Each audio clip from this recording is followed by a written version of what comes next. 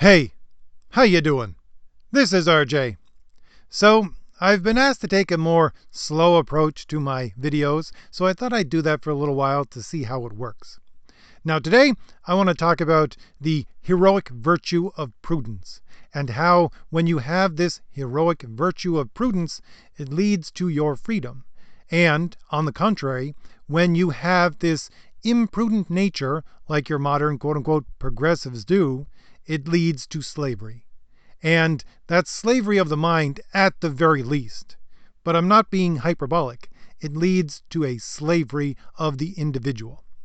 However, before I begin, I just want to remind everyone that my graphic novel is now available on Indiegogo. The link for it is in the description. So if you want to see my attempt to take all of the good storytelling ideas I'm talking about, the traditional ideas of a story that have been passed down in Western civilization for thousands of years, and the traditional idea of a hero, and try and put that down on a page, well, I suggest you click on the link and see if my graphic novel is for you.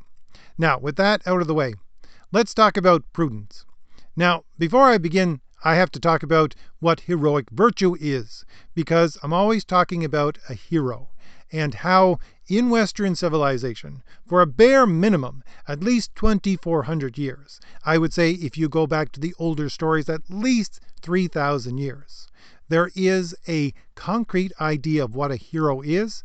It had developed, certainly, but the idea is a paragon of virtue. And those virtues are 4 in number and of a very specific order. They are prudence, justice, fortitude, and temperance. Prudence is the charioteer, and you cannot have any of the rest of the virtues unless you first have prudence. However, before you have prudence, you must have right reason. That is to say, you must look at reality and determine what its actual rules are, and take those rules and apply them to your reason, because they do shape how your reason can actually work properly. And if your reason works in accord with reality and its rules, then you have right reason. Now, prudence, as I'm always talking about, as an heroic virtue, it is correct decision making. That is to say, that if you're making a decision in accord with the rules of reality, and your decision making is taking all of that into account, then your decision is going to be the correct one, or your decision is going to have the effect that you desire it to have. Now, that's kind of just scratching the surface. So let's go a little deeper with prudence for a minute and talk about it and how it properly develops, so that we can understand how the imprudent, quote-unquote, progressive, leads you through their ideology to slavery. So, to begin with, we'll start with an axiom, a very, very old axiom that I do believe is from one of the first books of the Bible. And it goes like this: prudence is wisdom to a man. Now, what exactly does that mean? Well, it means that prudence is wisdom, but wisdom that you take and you employ in order to make a decision. So it's a very specific, directed kind of wisdom, because wisdom itself can just be understanding. It doesn't have to manifest itself in the physical world. But when it manifests itself as a choice, then you become prudent. Now, if that's your definition of what prudence is, well, what is wisdom? Okay, so first I'm going to talk about this in religious terms, because that's how it was originally discussed, but I'll move on from that to more logical terms as I go along. So, wisdom, in its theological sense, is to see things from the perspective of God. Now, the perspective of God is the perspective of everything. That is to say, you can see from every perspective. But of course, that's every perspective that is real. Every perspective that is not real, every perspective that is a lie, that is based upon false information, all of that is discounted. We're talking about every perspective that is real. Because God is said to be eternal. Now, this is just one of the ways. We can talk about him as being omniscient and omnipresent and all-powerful and all of those things. But I usually like to think of it in terms of God is eternal. Now, what is eternal? Because most people don't really conceive of eternal as the original theological definition that it was given. Most people simply think that eternal means forever and ever. But again, historically, theologically, it doesn't mean that. What it means is the constant now. That is to say, God is eternal. Therefore, for God, every moment is now. Now, of course, I'm using temporal language because I'm saying moment, I'm saying now, every time. All of these things, you can't actually apply them to God because He's eternal. But it's the best we can do. So that's all our language is capable of. So we think of God as eternal. So every moment is now for God. So the time, again, bad language, but best we can use, the time before creation itself is now for God. The time of creation itself is now for God. Every moment within time is now for God. This moment right now is now for God. The end of time is now for God. When time has been wiped away is now for God. So He can see everything from every perspective because every moment, again, bad language, but every moment is now for God. He exists in the eternal now.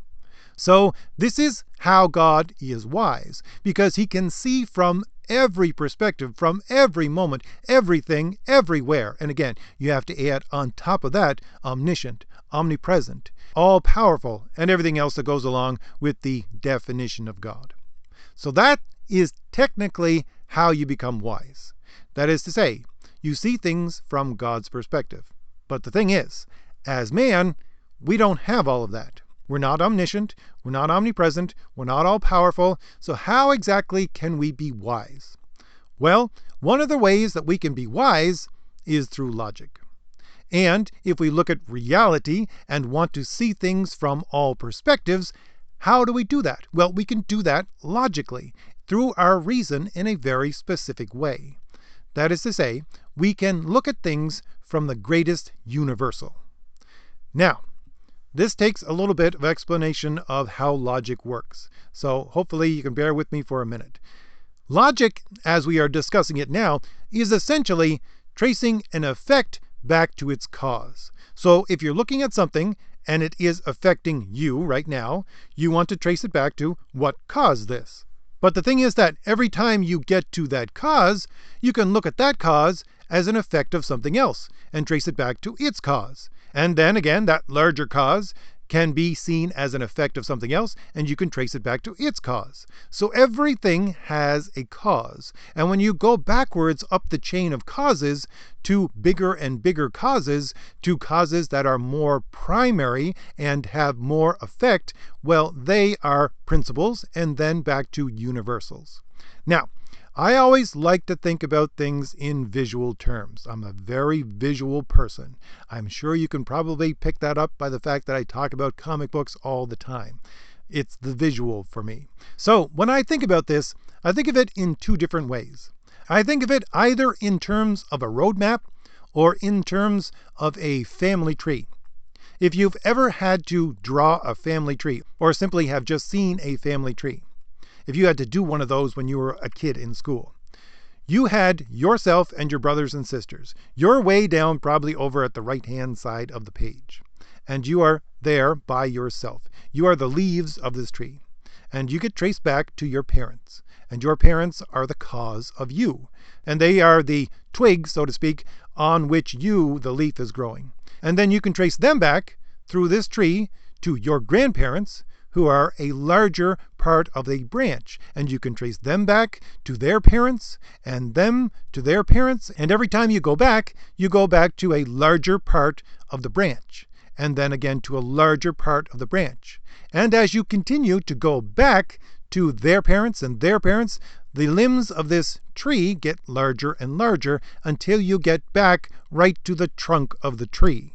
So just as you can trace your ancestry through all of these people and go back through your family tree through these larger and larger limbs until you get to the trunk of the tree, usually trying to trace it back to one individual, the same you can do with effects and causes.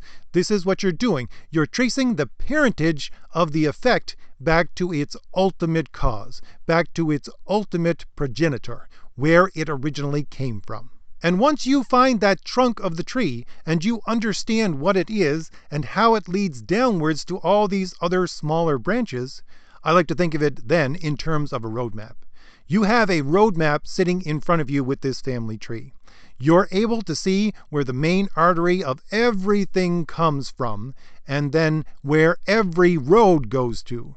You can trace every road, and if you need to go from point A to point B, you can get there because you have the map sitting in front of you. If you want to go from point A to point F, that's no problem. You have the map sitting there in front of you. You have the major artery where everything comes from and all the smaller arteries and roads and lanes that go off of that, and you know exactly where they go, and therefore you can get from point A to point F. If you want to go from point A to point Z, that's no problem. It's a more complicated process. You have to take more roads, but you can trace it downwards and say, this is how I get there. This is where I go. And that's what you do when you're prudent. You have this map of effects and causes logically in front of you, and you're able to trace from the biggest universal, from that main trunk, from that main artery, you're able to trace downwards effects, cause, and you're able then to make decisions based upon how things work in reality, and you're able to get your decision to be exactly how it is supposed to be when it is fulfilled within reality, because you know exactly where you're going. And when you have this roadmap in front of you, this roadmap of understanding how all of these roads work, then again, you're wise. And you can use this roadmap and implement it into your decisions, and therefore you become prudent. Now, there is something else off of this which needs to be considered, especially when we're talking about heroes. There are two different ways in which you can actually understand what is on this roadmap. Number one, you can do so through study. You can say, okay, I need to understand logically how things work. You look at effects and causes, you train your mind in rational ways, in logic, and therefore you see effects, cause whenever you look around. Because your mind is trained to see those things according to reality, which of course is shaping how your reason is working and how logic works in itself. However, that's not the only way that you can understand what's going on with this roadmap. The other way is through virtue, is through making yourself a friend of virtue. Whereas, in the logical sense, in the intellectual sense, you sit there and you study the map until you understand where all of these routes go. In the heroic sense, which is a sense that all of us have access to, if you're virtuous, it's like you driving all of these roads back and forth again and again and again through the habits of virtue. So the habit is you driving these roads over and over again. You might not have a clear vision of what the entire roadmap looks like, an overview from the sky. You might not have that in your mind, but you're able, almost in an instinctual way, in a habitual way, to understand where all of the roads go to. Which is exactly what happens when you have a hero.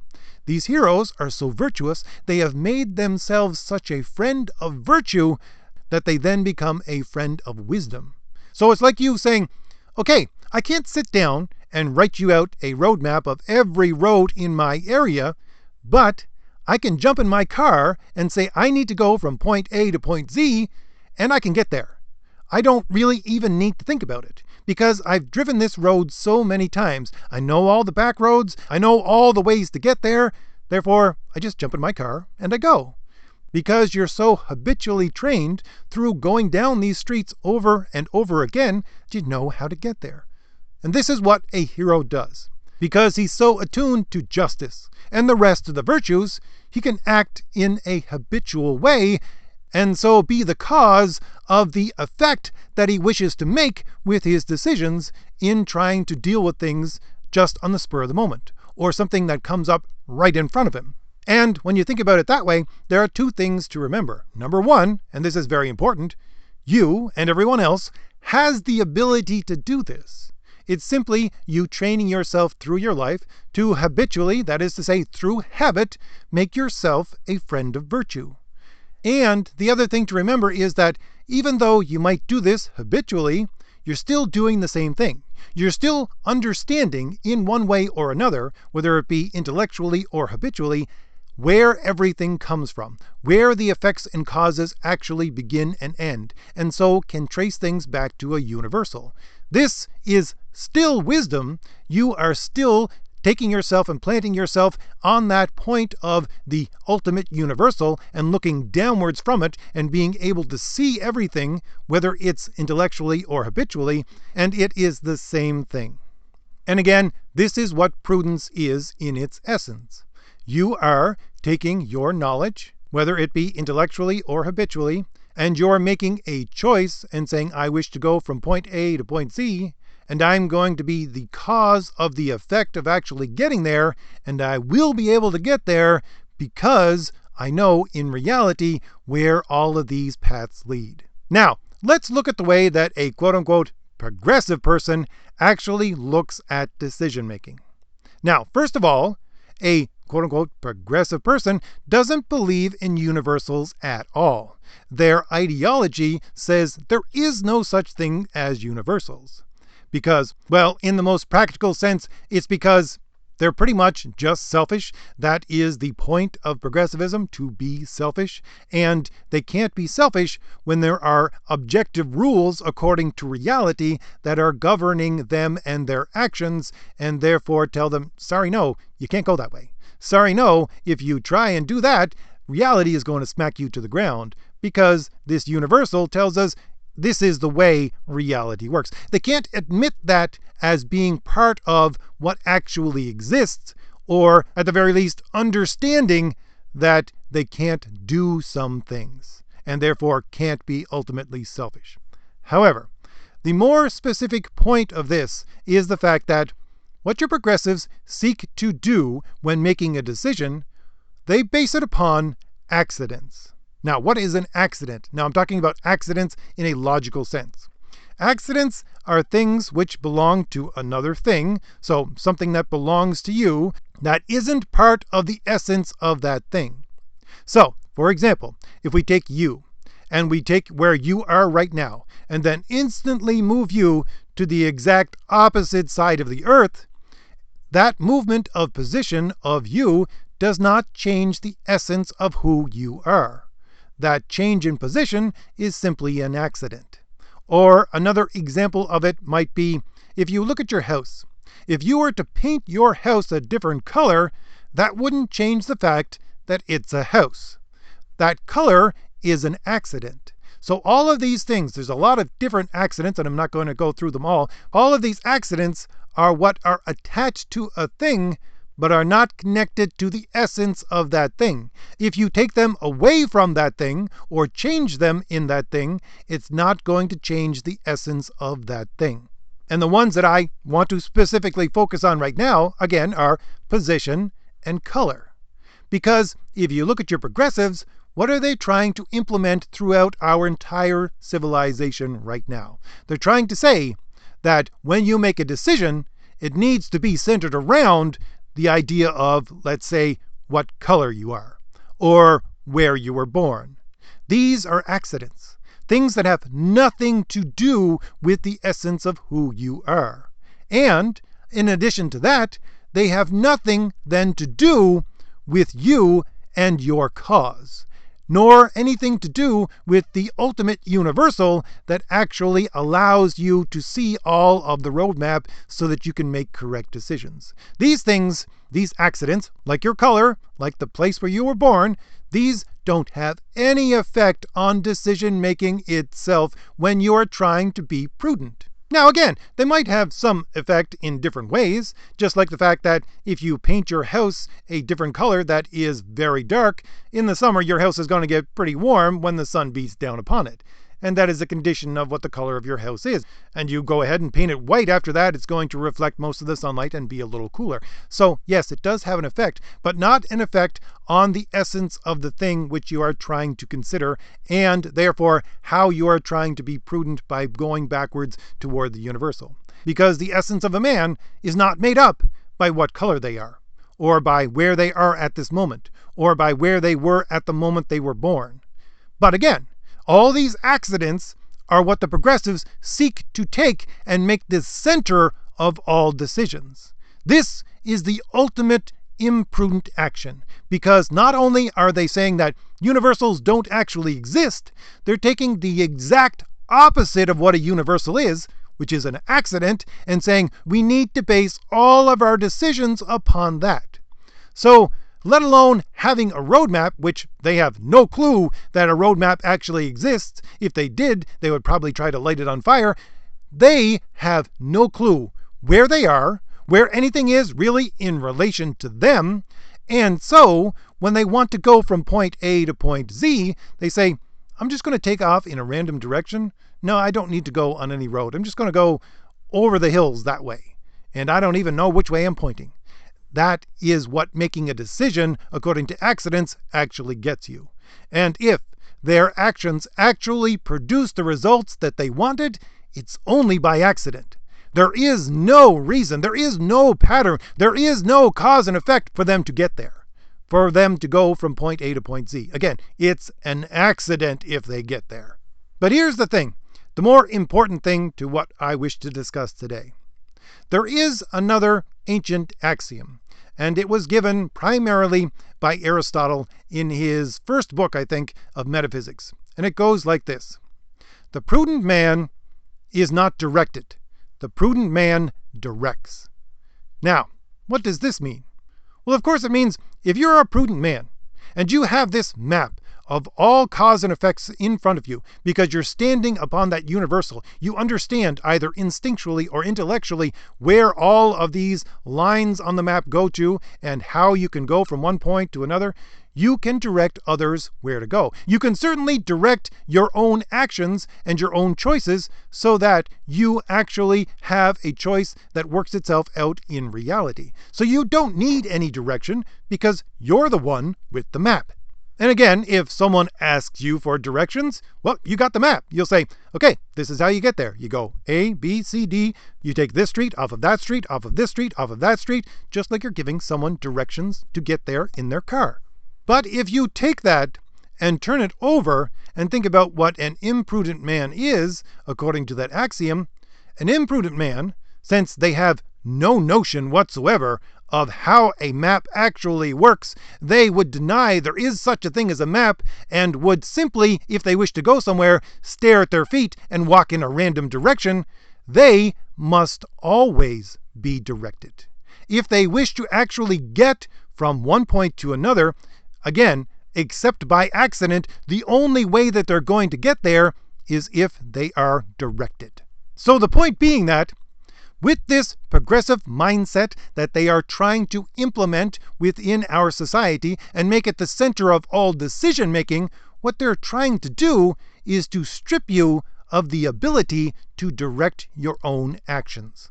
They're trying to say, no, there is no such thing as a roadmap. And if you come forward to us with a roadmap, we are going to destroy it and make sure that you're never able to use that again. They're trying again and again right now to make people think that logic and reason are white supremacy, that critical thinking is something that we need to get rid of. These are actual articles coming out not from some wacko fringe conspiracy theory person on the internet right now. They're coming out from the Smithsonian or the New York Times.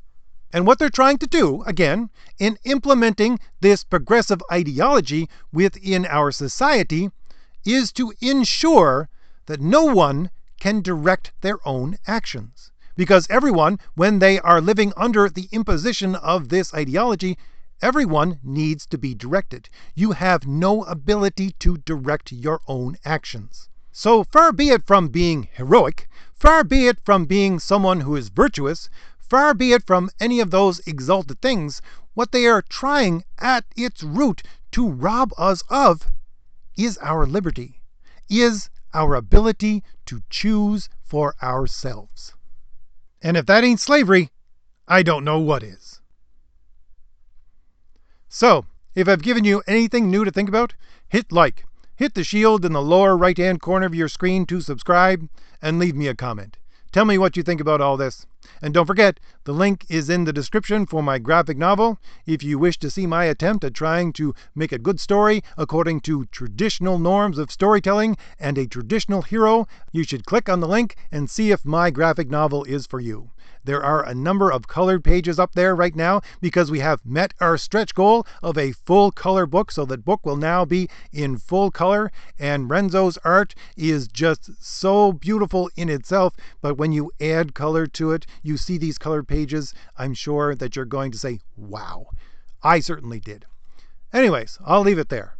I'll see you later. Bye.